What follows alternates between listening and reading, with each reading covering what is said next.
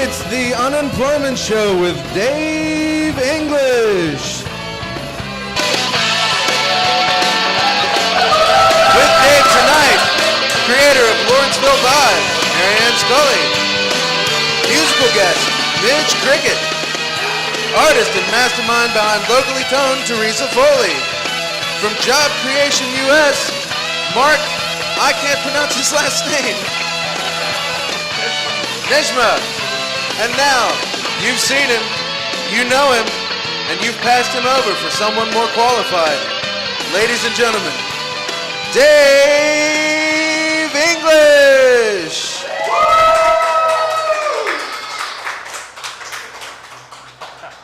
All right, thanks for coming back for another episode of the Unemployment Show. I'm still unemployed, unfortunately. I heard the Blush Gentlemen's Club was interviewing, so I went down and interviewed, but they told me I had the wrong kind of tits, and so they said, get out. But but it wasn't all bad. They gave me $20, stuck it in the waistband of my boxer shorts, so I put my shirt back on. So I might end up having to expand my job search out of state, out of Pennsylvania, and look into some openings in South Carolina, because I hear that they're hiring unqualified people in South Carolina. 32-year-old veteran Alvin Green just won South Carolina's Democratic Senate primary. Asked if he thought it was a good investment to spend so much money on his own in a two-way Democratic primary to run against a popular Republican who has millions of dollars in cash. Green said this, I love this dude. Rather than just save the $10,000 and just go and buy gasoline with it, just take it and just be unemployed for an even longer period of time. I mean, that wouldn't make any sense. Yes, lowering these gas prices, that will create jobs too. Anything that will lower the gasoline prices, offshore drilling, the energy package, all of that. End quote from Alvin Green, who might end up being a South Carolina senator. Good for him. But tonight on the Unemployment Show, we're going to talk about unemployment, of course. We're going to talk about job creation. We're going to talk about art. We're going to talk about music, all that, as Alvin Green would say. I'm going to bring up my first guest.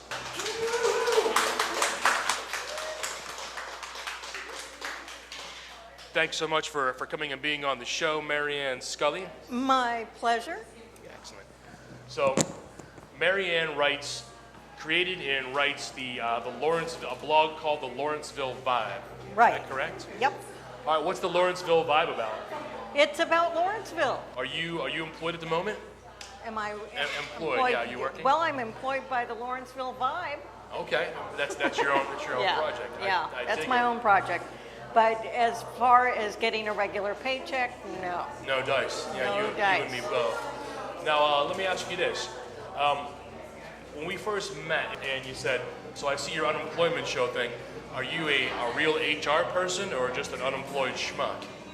So, category B, I'm an unemployed schmuck. Welcome to the club, yeah, Dave. It's a fast Everybody, club. welcome to the Unemployment Club. Yeah. I asked you, what are you looking for? What's in your background? And you said I'm an out-of-work journo. What does that mean? Where did you work in the past? Well, I've worked for the Los Angeles Times and other newspapers doing, just about anything there is to do at a newspaper. The LA Times. Yeah, the LA one Times. in Los Angeles. Yeah, the one in Los Angeles. The very same one. That's pretty good. And I actually came, if you really want a funny story, I actually came out to Pittsburgh in order to get a job because I thought the job market would be better here than it is in LA. And it's for a journalist, it's not. Well, I think everywhere in the country right now, it's a bad time to be a journalist. Almost everybody I know has been laid off or is in fear of being laid off. Yeah. All of the bosses that I've had have either quit because they refuse to lay off more people, or they've been laid off themselves. Oh, that sucks. I know it's tough in journalism. And I'm talking about very, very top These are prominent people who just said, I'm not going to do this, I'm not going to play that game. Right. The category that's being cut are the original, the traditional sorts of media, like the newspapers, the magazines, and things are moving more towards blog and online presence. And well, the irony is, though, is that the online news sources would completely dry up without print journalism. Because, you know, if you go online to Yahoo or any of these, you know, where do you get your news when you go? Do you get Yahoo Odd News? That's all I read. Well, but Yahoo pulls it, or you get it from Google. The what? You know, The Guardian UK. Okay, you get it from The Guardian. I love The Guardian. I go there every day. But it's a print newspaper. And they take the stories that they have in print and they post them online. So we get the benefit of reading the stories online, but we don't have to pay for the newspaper. So I'm part of the problem, because the only news that I really read is like Yahoo, seriously, Yahoo Odd News about like the German guy who fried his toe on a hot plate. And it was a fine story. Yeah. One of my very favorite stories ever was the guy who was making a mixed grill. This was in England, of course. And he's making a mixed grill, and he came home, you know, and he's got his big iron skillet. And a mixed grill is like a lamb chop and some kind of beef and maybe a bit of bacon, and then you stir it up in the skillet. Yeah. And he thought, this is tasty. As he's sitting there and eating it, his pet hamster had jumped into the skillet, and he was... Hamster meat. I'm sorry. That sounds it excellent. sounds terrible, I know, but it was a pretty funny story. I think they're at the actually time. going to serve that over at the conflict kitchen pretty soon, because we're at war with the hamster country. Yeah. A lot of people don't know that. That's why you can't get those spinning wheels anymore. So let's move on and talk about, what else we can talk about? Regional job growth. This guy was all excited because Pittsburgh posted the largest percentage in private sector job growth in April. Yeah. And Is this what I mean? That is, I guess, statistically, it's factual. Yeah, statistically it's factual, and it's nearly twice as high as the nation, so it sounds good. So we are number one. Well, Big foam hand. but it turns out that most of those jobs were in construction, which is good. It's a good thing for jobs to go up in construction. But this is in April, and it's Pittsburgh, and it turns out that one of the primary reasons that the construction jobs jumped is because the weather is nice in April. It's weather related. You know, you've got to be careful when you look at the numbers. You know, part of the problem is, for example, I'm one of the long-term unemployed.